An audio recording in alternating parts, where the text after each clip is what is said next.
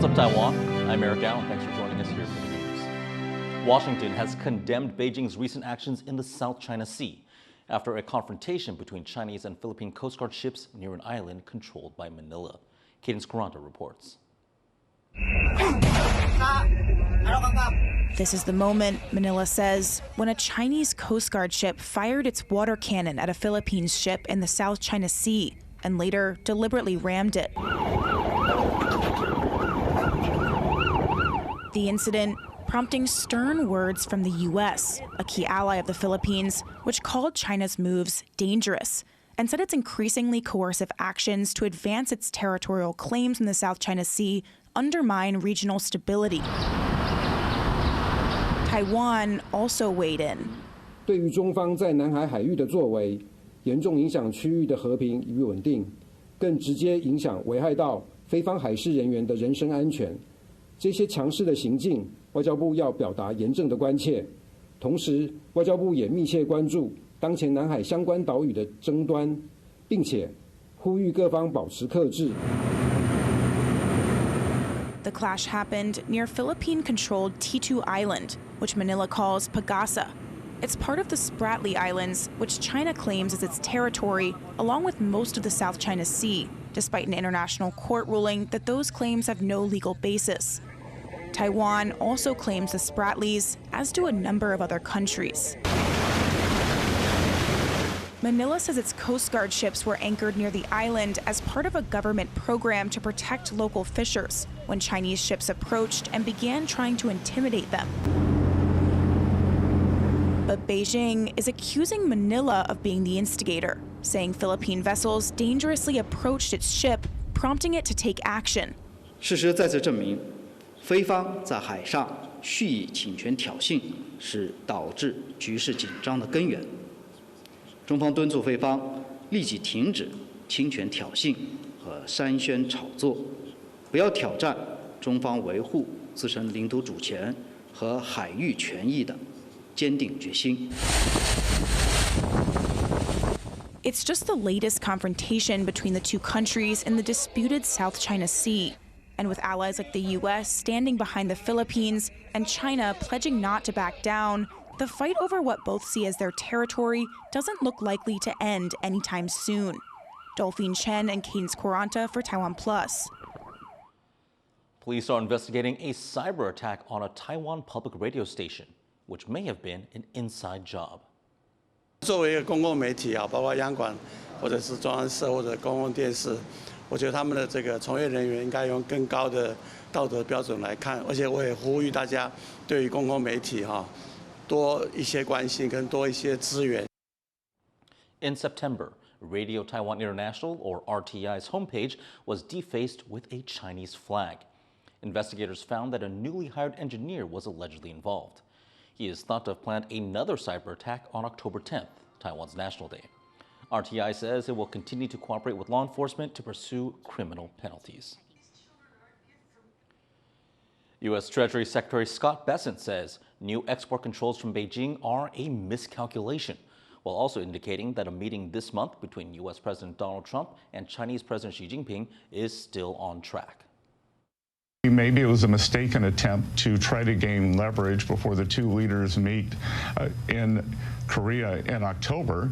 And I can tell you, trying to get leverage in front of a meeting with Donald Trump is a bad idea. It was a miscalculation, but we are communicating now. I am confident that we can move forward. Bessent made those comments on Fox Business Network's Mornings with Maria. It comes after Trump said that a planned meeting with Xi at the APEC summit in South Korea was no longer necessary, though Trump later walked back those remarks. The tensions follow China's announcement on October 9th that it would put stricter export controls on rare earths, which are vital for semiconductors and advanced weapon systems.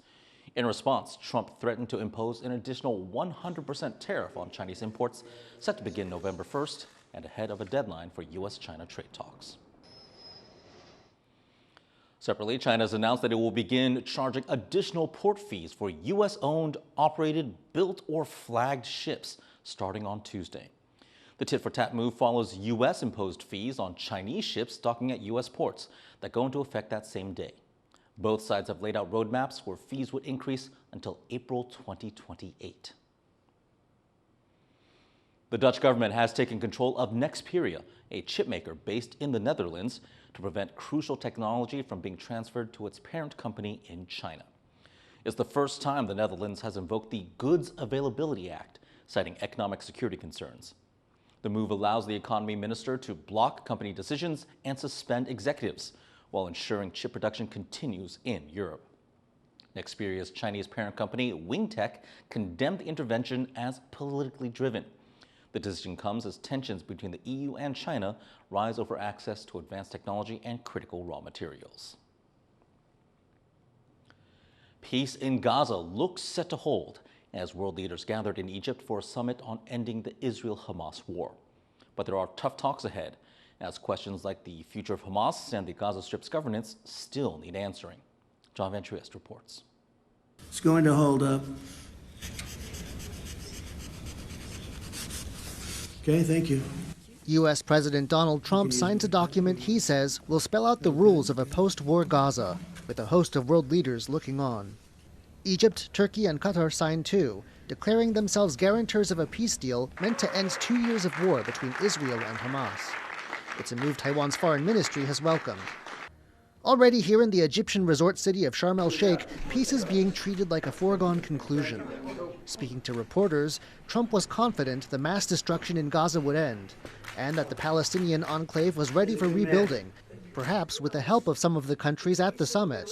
Phase 2 has started, and the phases are all a little bit mixed in with each other. They're going to start cleaning up. If you look at Gaza, it needs a lot of cleanup. That's why when I talked in my speech, I talked about the debris. I used the word debris. That's debris times 10. So, but they're gonna really do a job. But the smiles and handshakes at this summit are far from the end of the matter. Israeli hostages have endured 2 years of trauma, and some may have a long, difficult road ahead, both physically and mentally. For each of them, we have assembled a dedicated and personalized medical team, including a physician, mental health professionals, physiotherapists, and dietitians. These teams are now performing comprehensive medical evaluations tailored to each individual's needs.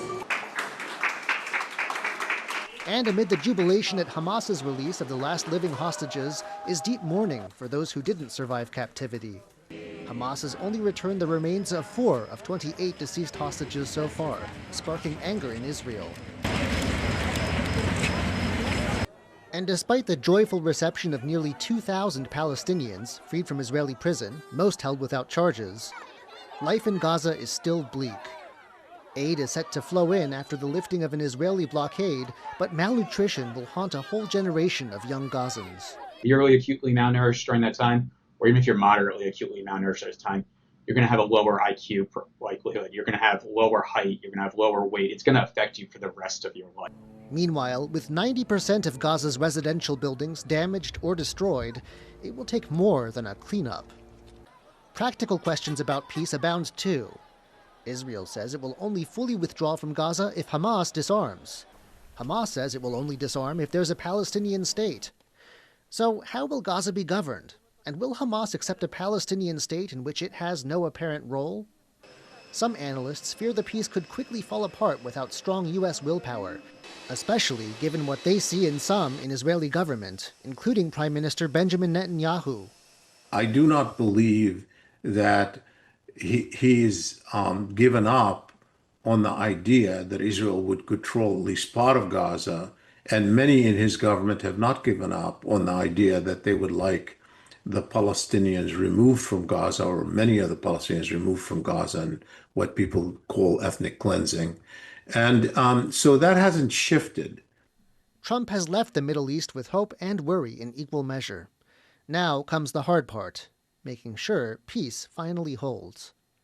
Howard Jung and John Van Trieste for TaiwanPlus. Back in Taiwan, the death of a flight attendant who felt unwell on a long-haul flight has drawn national attention to labor policies in Taiwan's aviation industry. Our reporter Leslie Liao looks at the latest scandal rocking EVA Air. The October 10th death of a local flight attendant, surnamed Sun, has triggered investigations in Taiwan. Sun had been hospitalized on September 26th, the day after returning to Taiwan on a flight from Italy. During that flight, she continued working despite feeling unwell. Now, both her employer, Taiwan's EVA Airways, and the Labor Ministry are investigating her death. The question? Whether Sun died because of workplace failures. 长荣航空的违法的记录的确不少，那我们认为，公司应该要诚恳地面对基层员工的声音和需求，好好的看工会来协商。Two unions representing EVA employees have spoken out against the airline's policies. They say that the company discourages people from asking for time off on short notice, as it could affect their performance reviews and flexibility in changing their shift schedule. Those policies may have deterred Sun from taking sick leave when she needed it. 大家看到这个组员的状况，他在住院这段时间跨级了中秋连假，以及他在过世的时候是双十连假。一个空服员，如果他是在中秋连假或双十连假的时候生病，不一定是住院，只要生病就好。他当时的考绩就会被加重扣分。基本上就是你请了事假、病假，以及不是预排的临时特休，就会记录这个数字里面。比如说3个月4次，那你如果达到这个数字的话，你就会被剥夺掉你的选班跟调班的权利。The cabin manager during Sun's last flight has also come under scrutiny. The Civil Aviation Administration says that the cabin manager's report filed after the trip did not say that Sun felt ill during her flight, a detail that should have been included. 以一个这样的事情来讲，是很明确、很严重的一件事。其实一定要载入客舱报告。The cabin manager has since come out with a statement defending herself, saying that she knew that Sun did not feel well and she checked in on her throughout the flight. She says that it's unfair to assign responsibility of Sun's death to her and that she will take legal action if necessary. Sun's family held a memorial service for her on Tuesday. They say they won't press charges against EVA for now, but they have urged the company to rethink its work culture. Scott Huang, Eason Chen, and Leslie Liao for TaiwanPlus. The local stock market surged to a new high on Tuesday morning. The country's benchmark index, the TAIEX, climbed past the 27,500 mark during early trading. That's after it dropped sharply at open the day before. The rebound was driven by TSMC stocks as the market reacted to recent developments in AI. Investor sentiment was also boosted by an apparent easing of trade tensions between the U.S. and China over potential new tariffs and export controls on rare earths. After 184 days, the Expo 2025 World Fair has wrapped up with a lights-out ceremony in Osaka.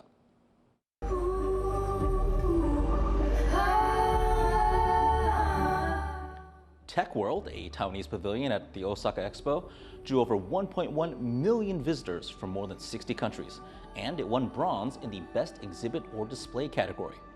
The World Expo Olympics program, the organization behind that award, praised the pavilion's live theater exhibit for its outstanding quality and creativity. Gold went to the Nordic Circle Pavilion, while Poland's pavilion took silver. And thank you again for watching What's Up Taiwan. You can visit the TaiwanPlus website or follow our social media for more stories from Taiwan and around the world. Finally, we take you to Luxor, Egypt, where the grand tomb of Pharaoh Amenhotep III has officially reopened to the public after years of restoration. I'm Eric Gao. We'll see you next time.